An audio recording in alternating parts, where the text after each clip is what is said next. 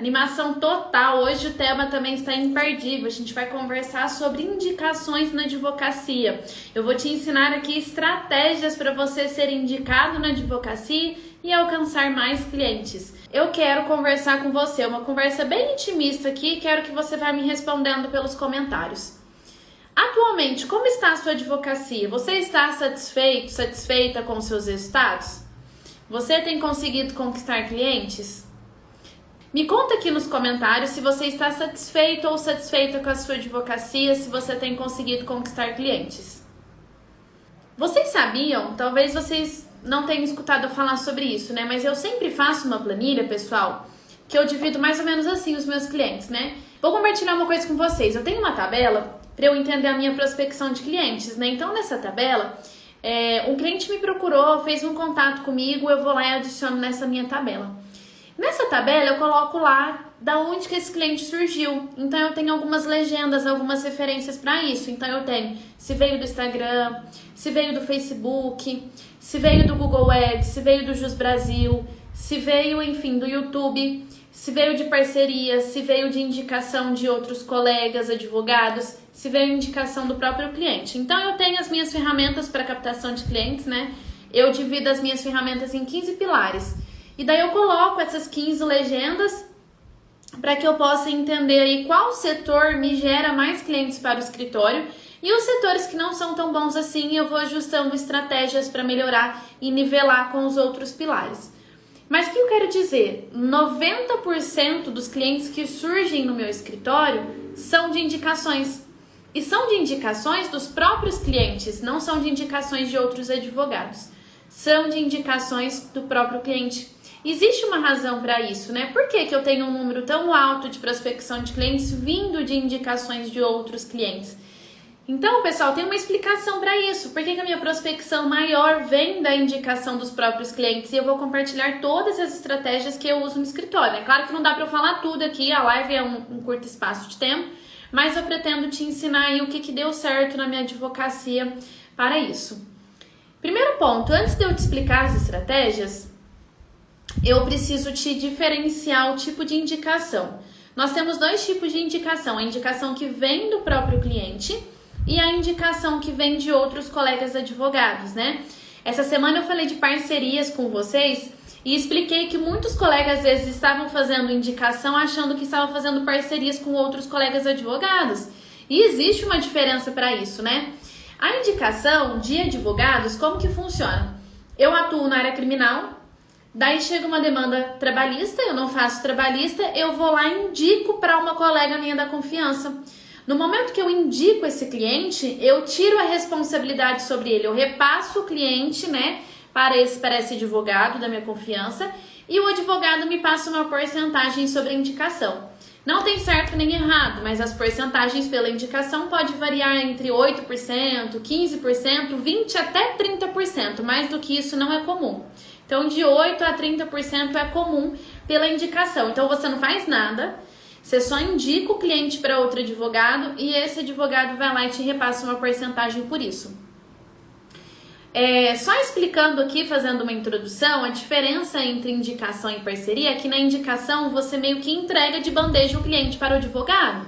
Qual que é a desvantagem disso, né? O cliente deixa de ser do seu escritório. A partir do momento que você indica para outro profissional, ele se torna um cliente daquele escritório. E pode ter certeza que, se for um bom profissional, claro, ele gostar, ele vai passar a todas as demandas que porventura ele tiver, ele vai direcionar para esse escritório. Qual que é a vantagem da parceria? Na parceria, vocês vão dividir as tarefas. O cliente continua sendo o seu.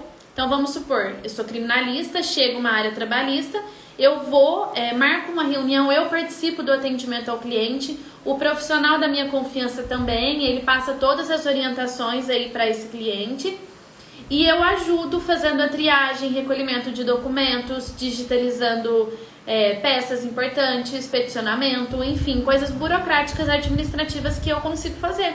E o outro advogado cuida da parte processual, que é da sua competência. Nisso, o cliente continua sendo meu, porque eu que vou ter contato com o cliente.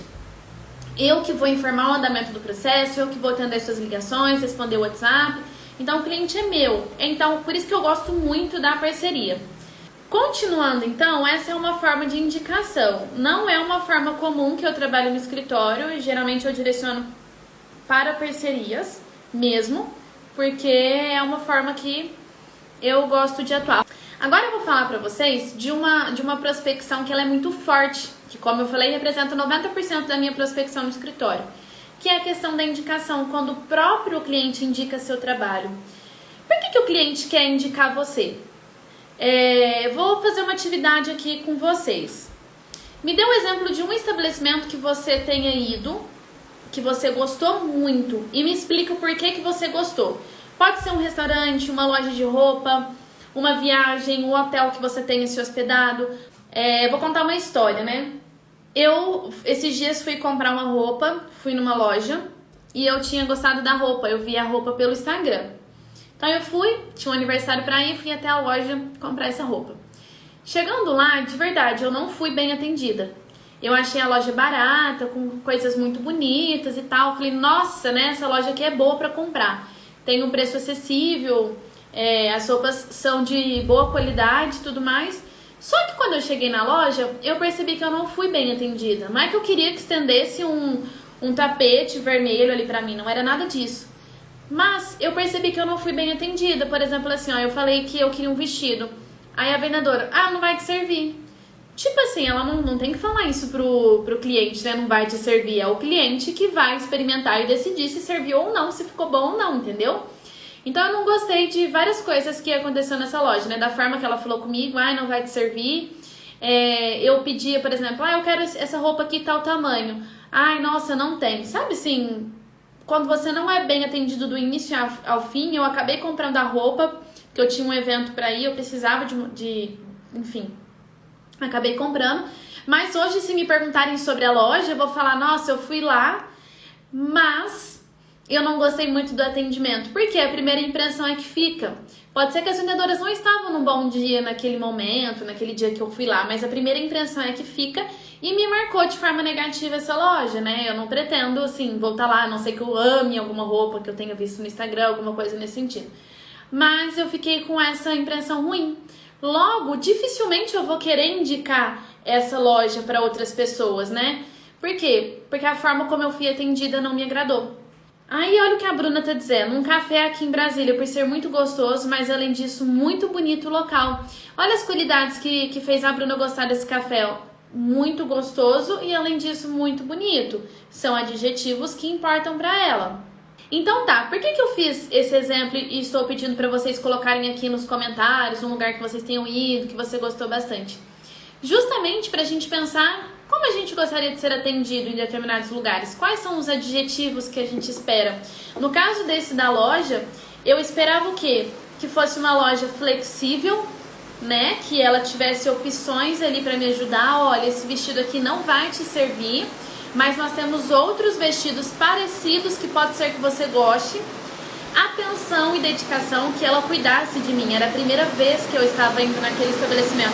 Então, o que eu esperava dela? Atenção, dedicação. Se ela tivesse talvez sido mais simpática comigo, me atendesse melhor, oferecesse uma água, alguma coisa nesse sentido, com toda certeza eu tinha levado a loja inteira. Eu tinha tomado a decisão de levar a loja inteira. E apesar de ter gostado de outras peças, eu levei exclusivamente o que eu precisava para aquele evento. Então a gente tem que pensar isso na nossa advocacia também. O que nós temos feito para que o cliente queira se sentir confortável no escritório, queira recomendar os seus serviços? A Jaque falou, o restaurante Coco Bambu é caro? Sim, mas a comida é maravilhosa e o ambiente é lindo. Olha aqui os adjetivos que a Jaque utilizou. Comida boa, que é o que a gente espera de um restaurante, e o ambiente é lindo. A gente quer estar num ambiente minimamente confortável, enfim, agradável. A Tati, eu fiz amizade com a vendedora da loja que eu compro roupa para o meu filho. Ela foi transferida para outra loja muito mais distante e eu continuo comprando com ela pela atenção dela e o pós-venda. Olha aqui os adjetivos que a Tati utilizou. Pela atenção e pelo pós-venda. Então, com certeza, se essa vendedora tivesse mudado de cidade, a Tati continuaria sendo fiel a ela. É isso que nós esperamos da nossa advocacia, que os clientes continuem se tornando fiéis à nossa advocacia. A Karen, uma barbearia aqui em Guarulhos. Já levei meu filho por ter um excelente atendimento pessoal, bom tratamento mesmo. Olha o que aqui chamou a atenção dela, o atendimento, a forma como ela foi tratada nessa barbearia. A Elaine, um restaurante onde o garçom foi extremamente atencioso e educado. De um modo geral, nós temos pontos em comuns com a satisfação de vocês, né? O atendimento, a educação, a forma como fomos tratados no estabelecimento. Então, eu sei que o mínimo que nós temos que ter na nossa atuação é educação, é respeito, é tratar o cliente bem. Mas a gente tem que pensar o quê? Eu tenho feito isso para o meu cliente?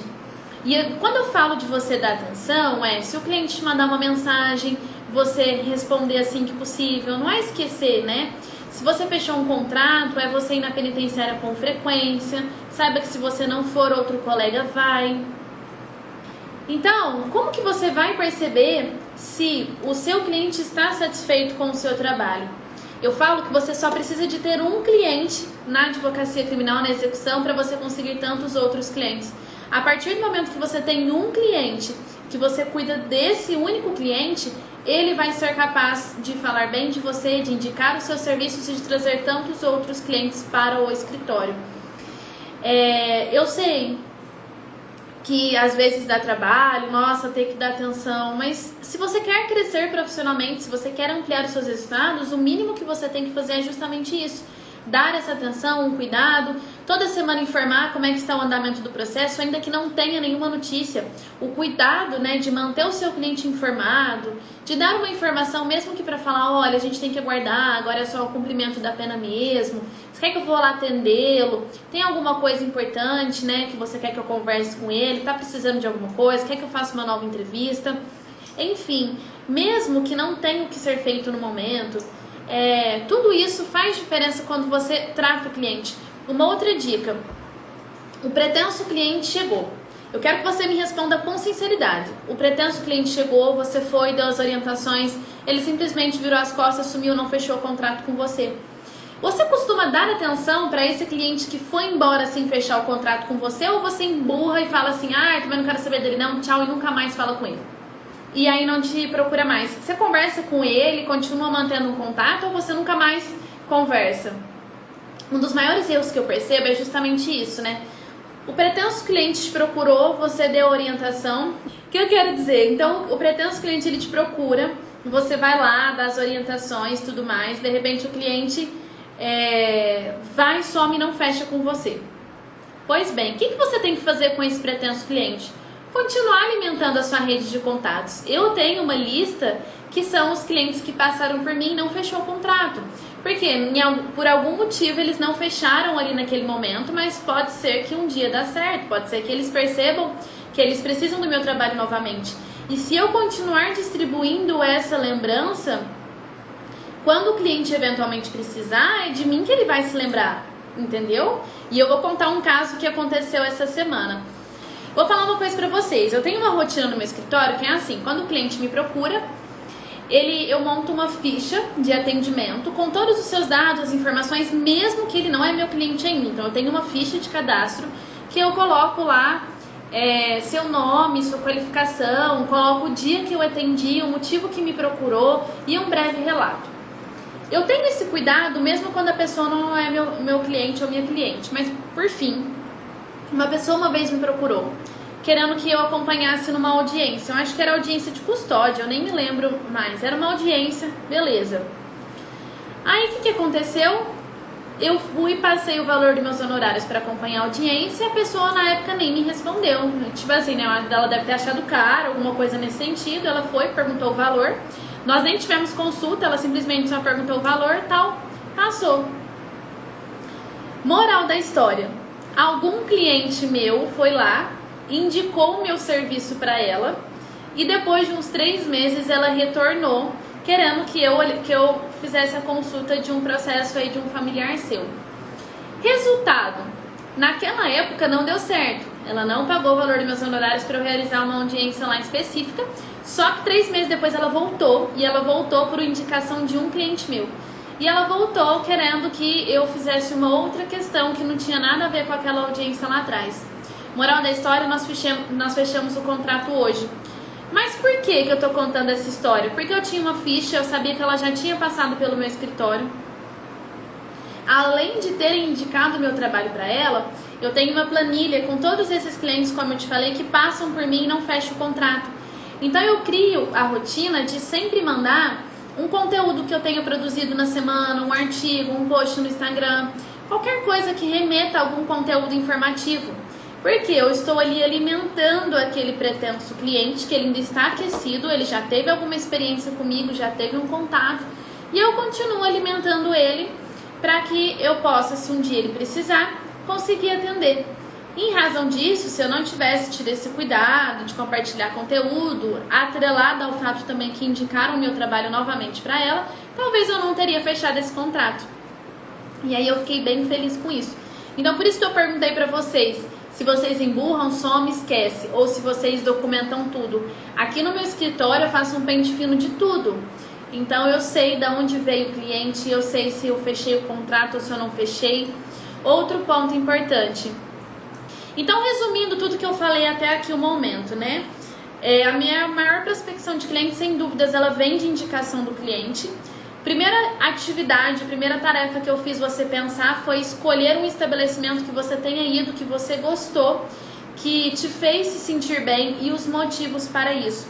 Para você pensar o modelo de negócio que você quer para a sua advocacia, que é a forma como você escolhe conduzir os seus trabalhos, que você escolhe atender o seu cliente, é o que vai definir o cliente de tomar a decisão de contratar você ou de indicar os seus serviços. Então, primeiro ponto, atendimento. Segundo ponto, todos os clientes que passarem por você, você vai colocar numa tabela. Ah, ele me procurou para tirar uma dúvida tal. Da onde que veio esse cliente? Anota. Bom, eu esclareci a dúvida, falei o que poderia ser feito, passei o meu valor dos honorários tal dia. Ah, a pessoa falou que vai pensar, sumiu. Espera 5 dias, volta lá, fala com esse cliente, fala, e aí, ó, tô passando aqui para te falar, para te perguntar se você decidiu sobre o contrato de honorários e dizer que eu continuo à disposição para te ajudar, viu? Então, se ficou alguma dúvida sobre as orientações que eu passei, você pode me falar. E te esclareço ainda que essa semana eu estou agendando atendimentos para essa penitenciária. Você fala o nome da penitenciária aqui, o pretenso cliente está, né? E quero saber se você quer que eu inclua o atendimento. Você revive, né? O cliente fala, nossa, eu nem respondi a Fernanda mais, eu nem falei com ela e ela tá aqui dando atenção, perguntando se eu quero que atenda, se ficou alguma dúvida. Então você resgata novamente aquele pretenso cliente, né? Então esse daqui é o segundo ponto, você não abandonar o coleguinha que te procura e depois some, não emburrar, né? Você ter ele sempre por perto, certo? Outra forma de você, então, eu vou continuar. Outra forma de você entender se o cliente está satisfeito com os seus serviços é com frequência você mandar mensagem. Igual eu falei, toda semana eu mando mensagem para os meus clientes e daí eu vou lá e pergunto, falo, olha, tá precisando de alguma coisa? Você está satisfeita com o meu trabalho? Tem alguma coisa que eu possa fazer por vocês? Quando você tem esse cuidado de toda semana mandar uma mensagem perguntando se o cliente está satisfeito, indiretamente você está colhendo as experiências dele com o seu escritório. Então, se ele falar assim, ai, Fernanda, eu tô irritada porque nada dá certo, ou não sei o quê, você vai parar e pensar o porquê que esse cliente não está satisfeito para você ajustar e melhorar. Outra forma de você colher e entender se o seu cliente está satisfeito, né? Todo mundo aqui tem o cadastro naquele Google Meu Negócio. O que é o Google Meu Negócio, né? Quando a gente vai procurar um endereço, o telefone de um estabelecimento que a gente digita lá no Google, vocês já repararam que aparece o endereço, o telefone e as avaliações? Então, se você ainda não tem seu escritório cadastrado lá, terminando essa live, você vai cadastrar o seu escritório lá. É totalmente gratuito e é uma forma dos clientes chegarem até você também. Então, você vai lá, vai cadastrar o seu endereço. Por quê? Com frequência, você pode pedir para os seus clientes te avaliarem, você manda o link. É interessante quando você conseguir um resultado positivo, por exemplo, também, né? Porque aí o cliente está ali na emoção e ele vai escrever com emoção a avaliação sobre o seu escritório. Você manda o link, pede para ele preencher as experiências, explica que isso é muito importante, ele escrever as experiências com o escritório, para que outros clientes possam tomar a decisão de te contratar também. Então, se o cliente gostar do seu trabalho, para ele não vai ser problema algum escrever a avaliação aí sobre os seus serviços. Isso é uma forma de você ajustar a sua advocacia e perceber se você está no caminho certo e tudo mais. Bruna, você vai cadastrar no Google Meu Negócio. Adriane, fiz isso hoje de manhã, depois da live das 8. Gente, eu amo isso. Quando eu falo uma coisa, vocês vão lá e colocam em prática. Uma dica boa só é dica boa se vocês colocarem em prática. Porque se só anotar, depois a gente esquece, não faz nada com aquilo e pronto. Deixa eu ver aqui o que mais tem de comentário aqui. A Kenny, ainda não, mas vou fazer dessa forma. Isso aí, podem colocar em prática. E aí a Bruna vai fazer hoje mesmo. Quero todo mundo fazendo e depois vocês me contam se deu resultado. E por fim, vocês têm que adotar uma postura de pedir para o cliente indicar o seu trabalho. Então, sempre que eu finalizo um atendimento na penitenciária, eu falo pro meu cliente, se alguém estiver precisando do serviço aí, você me indica, tá? No começo você vai estimulando os clientes a fazerem isso, mas naturalmente eles vão indicar, principalmente se eles gostarem do seu trabalho, da sua atenção. Eu tenho clientes que às vezes não tem muito o que eu fazer agora, eles me contratam mensalista, mas eu dou tanta atenção que mesmo eu dando tanta atenção, de eu não ter conseguido a liberdade ainda, porque não deu tempo e tudo mais, eles me indicam para tanta gente, só o fato de eu ir lá prestar uma assistência e a cada 15 dias na penitenciária. Então isso é o diferencial da minha advocacia. Aí, pessoal, o que eu quero dizer? Então, você vai estimular, pedir para eles te indicarem lá dentro. Naturalmente, eles vão vir com nome. Toda vez que eu vou atender um cliente, ele volta com 1, 2, 3 nomes, sempre tá indicando alguém. Então, esse é o primeiro ponto. Pedir para a família também indicar. Você vai pedir para o cliente preso. E, por fim, uma outra estratégia que você pode adotar é combinar com o cliente assim, se você me indicar alguém aí dentro e esse cliente fechar o contrato comigo, a gente pode promover um desconto no valor fechado entre nós dois. Então, por exemplo, se você fechou um contrato de R$5.000 e você combina de dar um desconto de 200, se o cliente te indicar para 25 presos, para 25 clientes e esses 25 fecharem, ele já pagou o contrato. Então imagina, você deu um desconto aí para um cliente e em troca conseguiu mais 25 clientes. Então é uma boa estratégia também para vocês adotarem. Gente, então é isso. Deixo aqui meu boa noite para vocês e vejo todo mundo amanhã, tá? Tchau, tchau!